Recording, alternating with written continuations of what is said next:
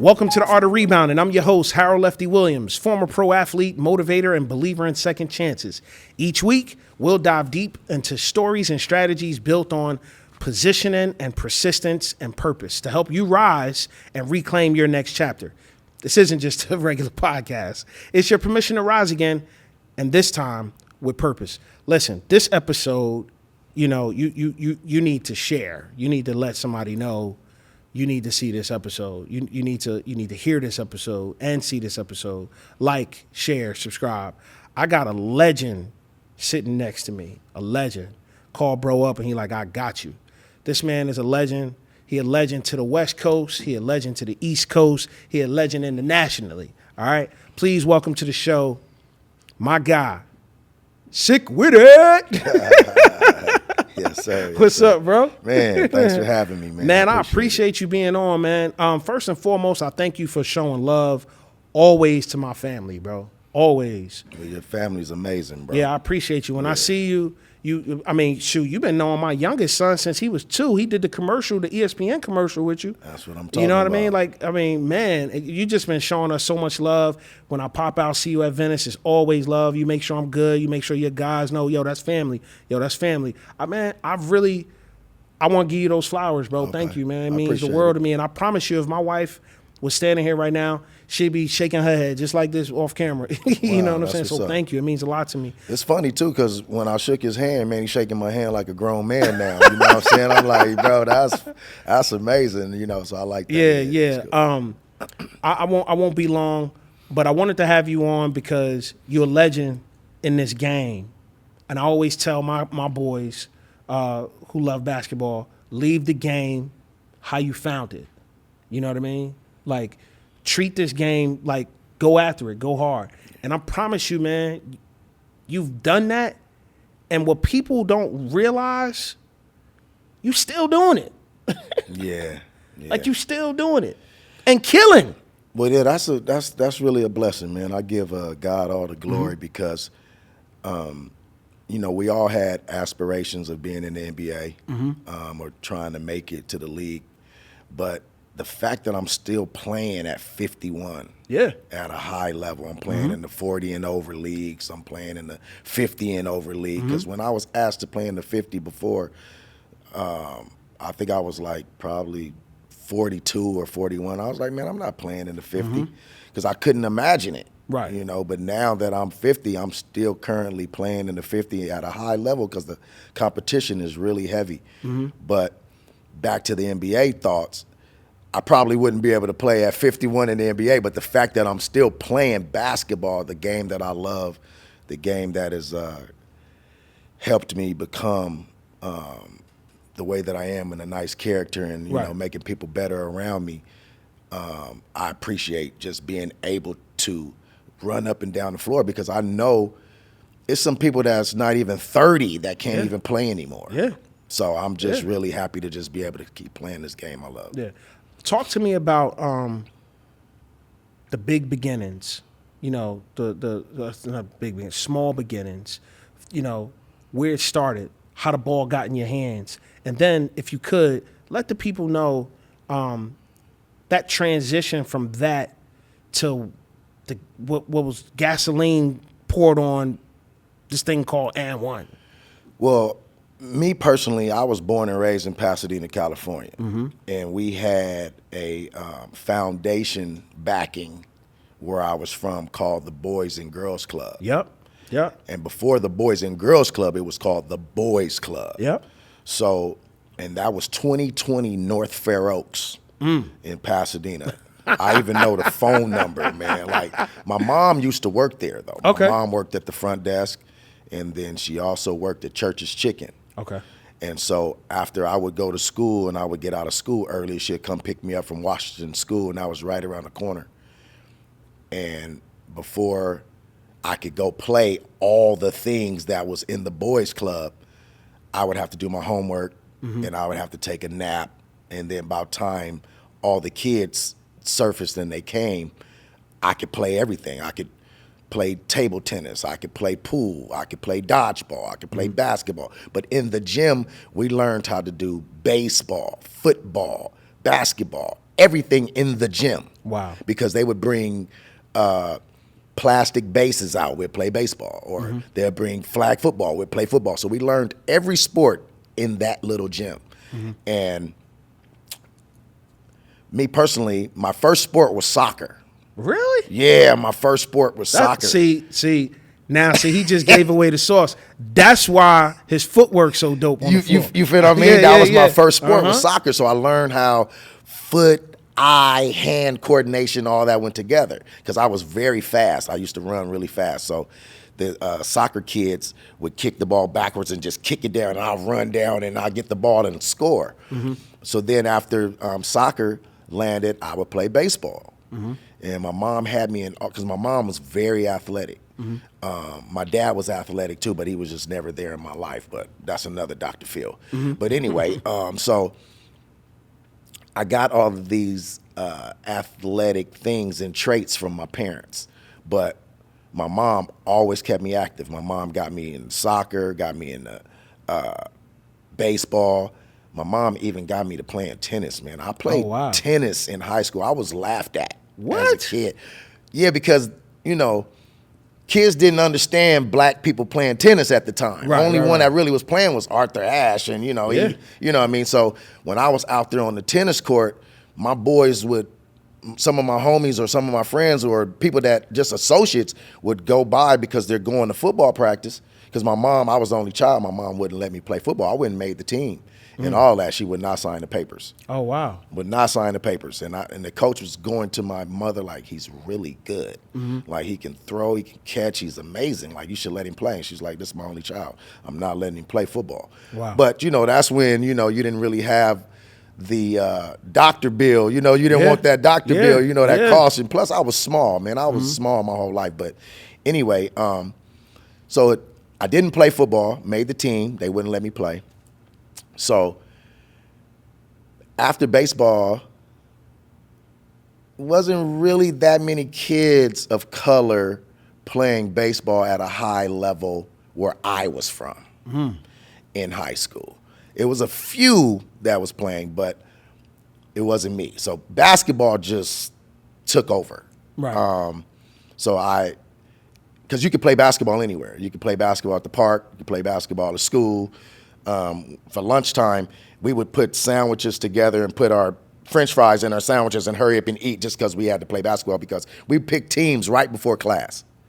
Already on the court because time was of the essence. You know what I mean? You had to hurry up and pick the team and play. So, but back to the Boys and Girls, the Boys Club where I was from, I learned everything there. And it was competition every day.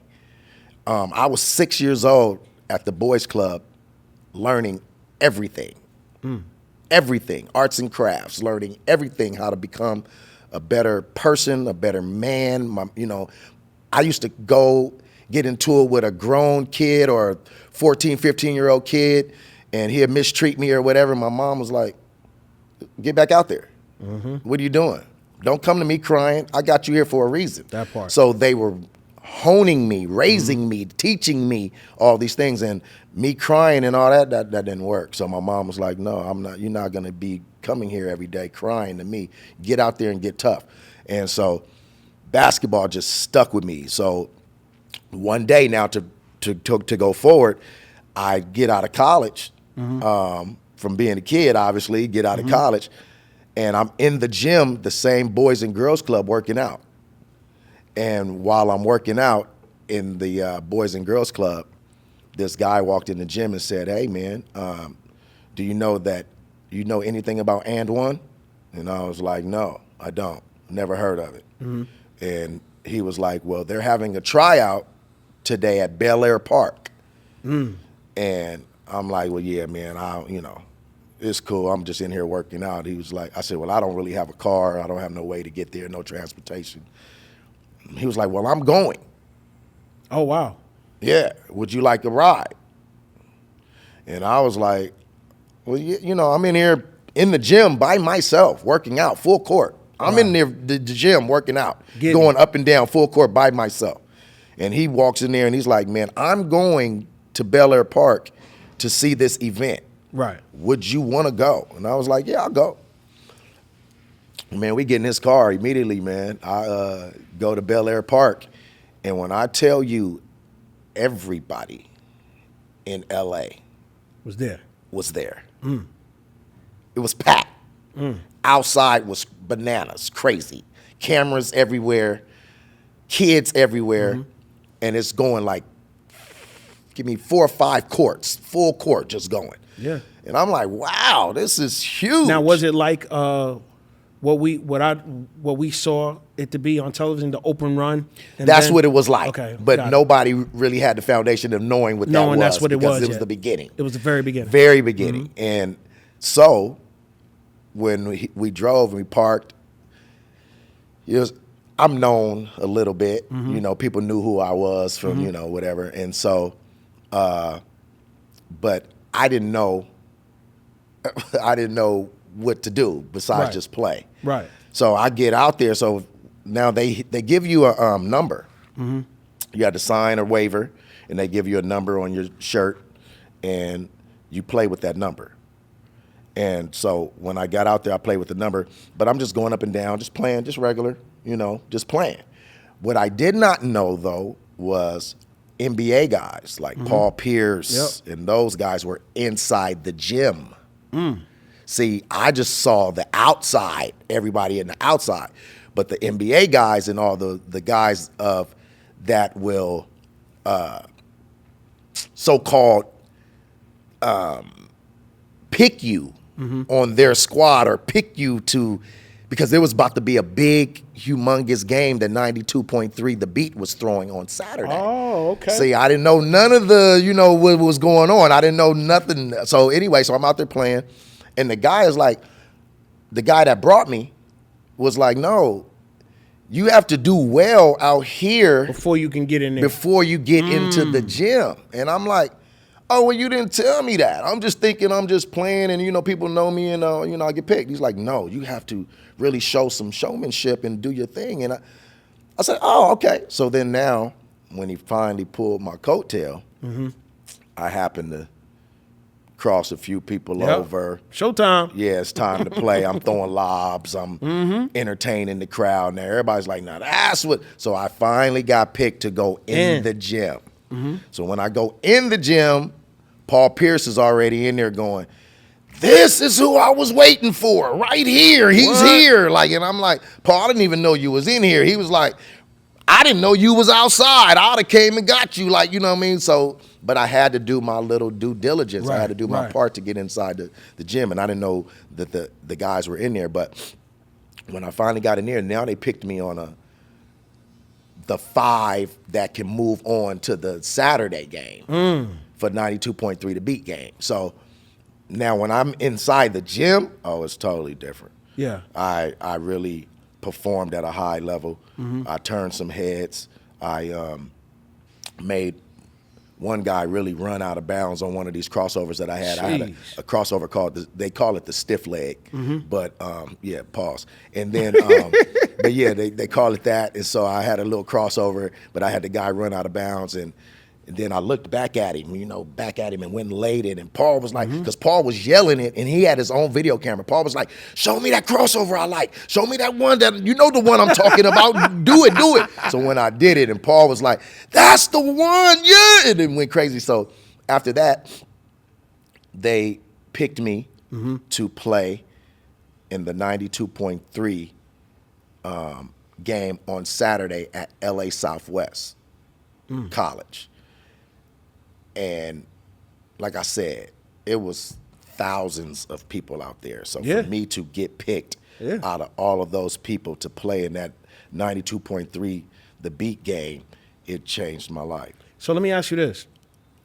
You in And1, the tour is moving quickly.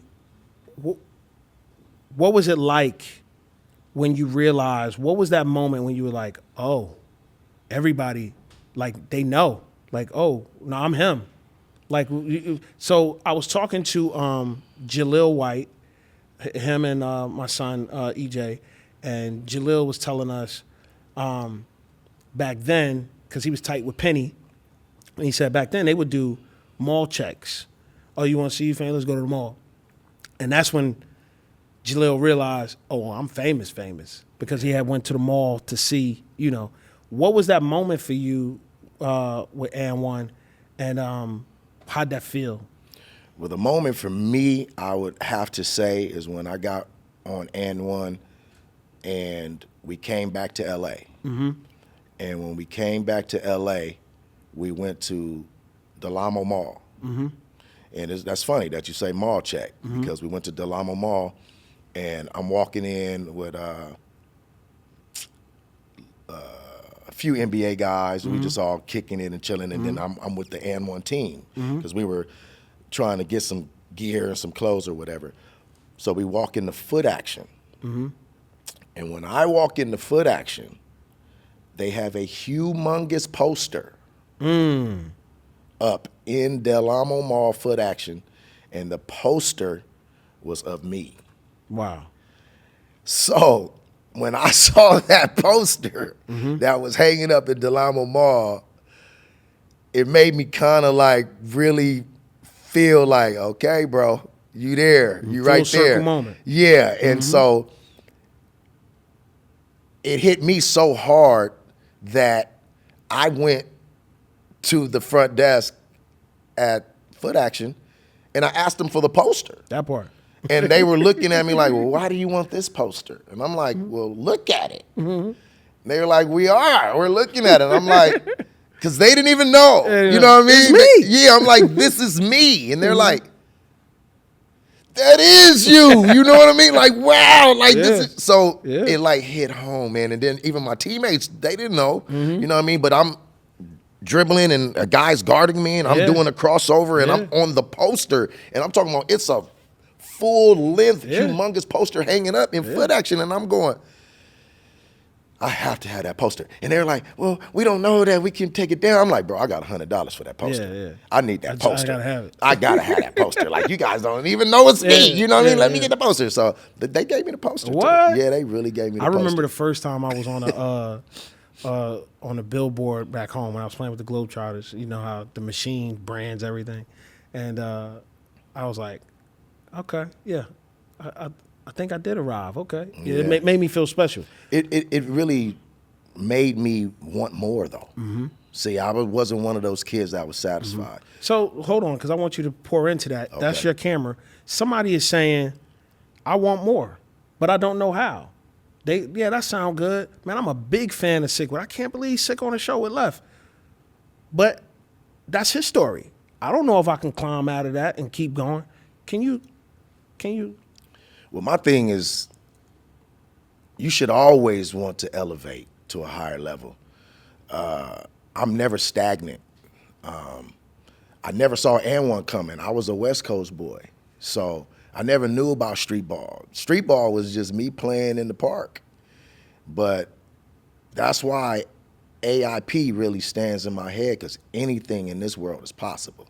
That's right. And I'm always trying to achieve other things to a higher level, and you should too. The stars is up there, but there's something higher than the stars too. You need to go see and achieve it, reach for it. And me personally, in every sport, everything in life, I'm always trying to excel, learn something from somebody that's sitting next to me, and put it into my life, and go for it. Just whoever is not failing is the person that's not doing nothing. So keep failing. It's okay. Look at yourself in the mirror. A lot of people look at themselves in the mirror when they brush their teeth and wash their face, but they don't like what they see. Like yourself. Give yourself props. Endure the hard times, because the good times, when they come, you'll know that this is the reason why you became successful and you became what you wanted to do in life. So that's just me. I'm always speaking to the kids. I'm always trying to help the kids, but I'm letting them know that it's okay to be competitive. Mm-hmm. It's okay to make somebody on the side of you better, but it's okay to want more in this life. Man, that's dope. I hope everybody's listening, because you're hearing hold on from somebody who knows what it's like to hold on. You are hearing you can make it from somebody who knows what it's like to make it, right? And then what I like about it so much is that my bro was able to say, I'm still a fan of me. And that's what was so cool. He in the mall like, yo, that's me. Yeah. You know, real quick before we close, I got to do this with you. Okay. Your Avengers, your Navy SEALs, they don't know how to lose. Your top 5. I'm talking about who's your top 5. In basketball? However, I had people say athletes. I've had people say basketball. I've even had people on the show say who was their top 5 in their life that brought them to where they are. However you want to answer that. I don't argue people top 5. Well, my top 5 is different. Because me personally, my number 1 top 5 is God. Got you. My mom. I got to throw Irvin Magic Johnson in there. He's one on of my list. Yeah, he's the coldest point guard that I've ever met, personally. Michael Jackson, one of the coldest to ever do it. And yeah, Mike Tyson, because the fear factor. Like, you had to get past the fear. Like, I met him and had to get past I wanted to shake the hand that was knocking people out. That part. But I had to get past the fear in knowing of who he is and what he was to even go up and shake his hand. And after I shook his hand in Vegas, I looked back, because I shook his hand, met him, talked to him for a minute. I looked back, and we're in a club, and the club is packed full of people. When I turned around and looked, when Mike walked through, the club parted like the Red Sea. So I wasn't the only one fearing him. You know what I mean? I was like, well, he didn't even have to say, excuse me. You know, usually you got to say, excuse me, let me through. But they parted out of, like, man, here comes Mike. And for you to have that much power, he got to be on the list. Got to be on the list. Listen, that's it for today's show. I appreciate you, man. Thank you for coming on.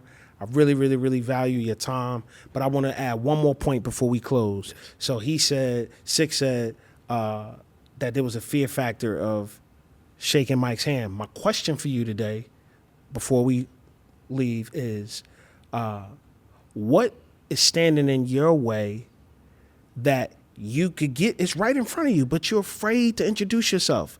You're afraid to talk to that person. Don't be afraid today, because that person may change your future. That person may be the person that God want to use to help you rebound. Boom.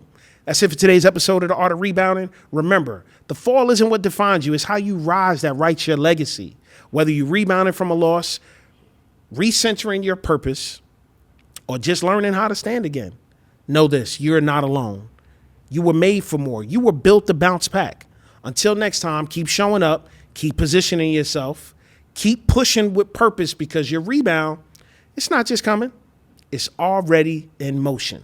Follow me on social media on all platforms at Lefty Williams 42. I'm always down to hear about your comebacks. I want to hear how you make it back, right? Like, share, subscribe. Like, share, subscribe. All right? Until next time, always remember, dare to dream.